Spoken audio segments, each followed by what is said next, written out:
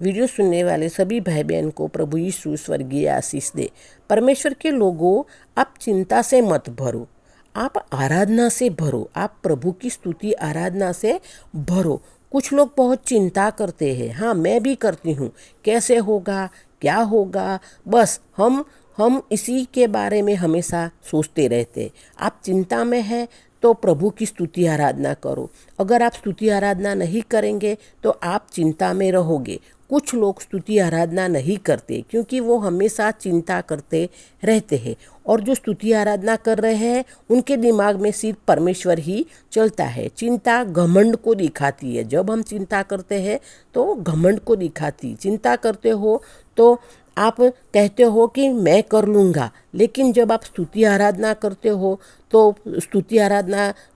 तो प्रभु का सामर्थ्य को आप बताते हैं। आप जब दुख में भी, चिंता में भी प्रभु की स्तुति आराधना करते हो तो वो आपको प्रभु का सामर्थ्य बताते हैं।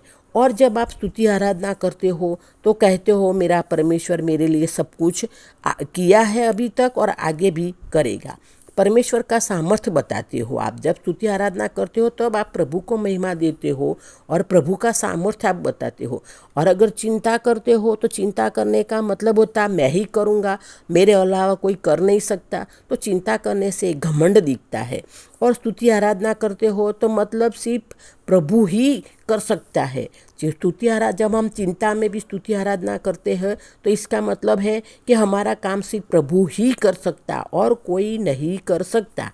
आप स्तुति आराधना करते हो तो कहते हो प्रभु आप ही कर सकते हो, मेरा कोई काम नहीं है। जब आप स्तुति आराधना करते हो तो प्रभु को आप कहते हो प्रभु आप कर सकते हो, मैं कुछ नहीं कर सकती, मेरा कोई काम नहीं। परमेश्वर के लोगों, पवित्र शास्त्र बाइबल में पौलुस और सिलास जेल में आधी रात को स्तुति आराधना करते हैं। पौलुस और सिलास जेल में आधी रात को स्तुति आराधना करते हैं तो उनकी स्तुति आराधना करने से जेल के सारे दरवाजे खुल जाते हैं। पतरस जेल में होता है तो उनका चर्च लॉ लगा के उनके लिए स्तुति आराधना करते हैं, प्रार्थना करते हैं, तो पतरस को छुटकारा मिल जाता है।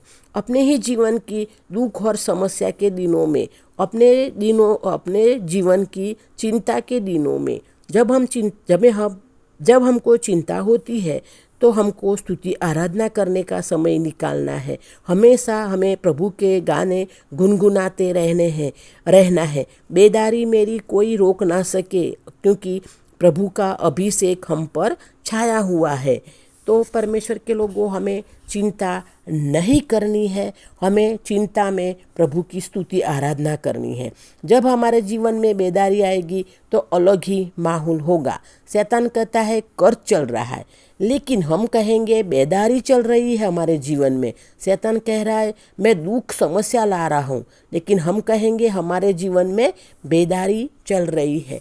तो परमेश्वर के लोगों, चिंता हो, हमारे जीवन में चिंताएं आएगी, लेकिन हमें चिंता नहीं करनी है।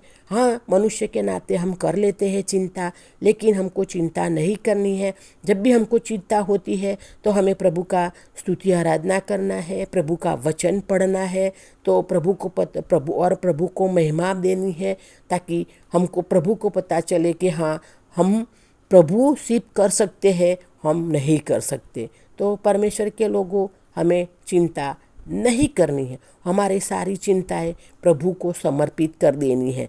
प्रभु को पता है हमारे लिए क्या करना है। हमारी सारी चिंता प्रभु दूर करेंगे। हमारी सारे चिंताएं प्रभु यीशु के नाम में हमारे लिए दूर हो जाएगी। इसीलिए चिंता मत करो, प्रभु में बने रहो और प्रभु को महिमा दो, प्रभु की स्तुति आराधना करो। प्रभु यीशु हम सब की, मेरी, आपकी, मेरे परिवार के लोगों की, मेरे बच्चों की, सबकी चिंताएं प्रभु यीशु के नाम में, आपकी भी सारी चिंताएं, आपके परिवार की सारी चिंताएं प्रभु यीशु के नाम में अभी से, इसी वक्त से, हमेशा के लिए दूर हो जाए और हमारा सारे काम, हमारी सारी इच्छाएं प्रभु यीशु को समर्पित कर देते हैं। प्रभु यीशु ने हमारी सारी इच्छा और हमारी सारी इच्छाएं प्रभु यीशु ने आज प्रभु यीशु के नाम में पूरी हो गई है। तो परमेश्वर के लोगों, वचन अच्छा लगा हो तो शेयर तो ज़रूर करना, दूसरों को बताना। प्रभु ये वचन हमको समझने के लिए हमारी सहाय और मदद करे। आमीन। धन्यवाद। शेयर करना, सब्सक्राइब करना, लाइक करना, कमेंट करना। प्रभु यीशु ने हम सबको स्वर्गीय आशीष दे दी है। धन्यवाद। आमीन।